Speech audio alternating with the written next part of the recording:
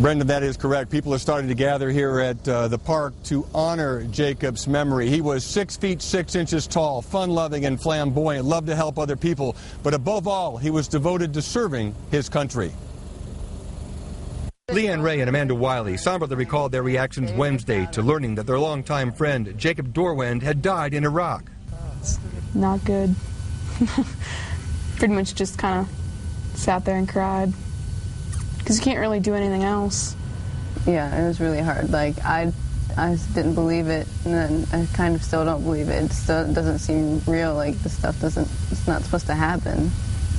But it did, forcing the girls to recall the fun-loving guy who always put a smile on people's faces.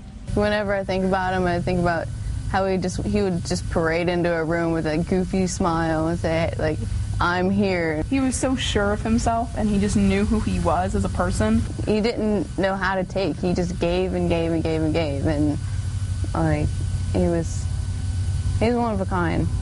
No one could say anything to him that would get him down. Like, I mean, people could hate him all they wanted, and he was just like, I love you too, you know. Like, that same love of life was evident as Jacob entered the Army. His commander was shocked, like, you know, because, I mean, always a jokester, always smiling, always good for a laugh, no matter how somber the situation.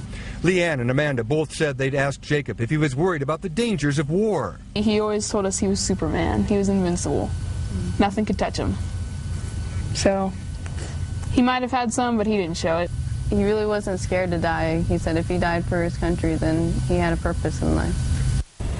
Now, Jacob wrote an article called Freedom before he left for Iraq. In it, he said, I joined the Army not for adventure or money, but because I feel it's my duty to defend the freedoms that I hold so dear.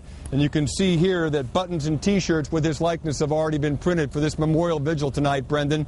Funeral arrangements have not been finalized, but he will be buried at Arlington Memorial Cemetery.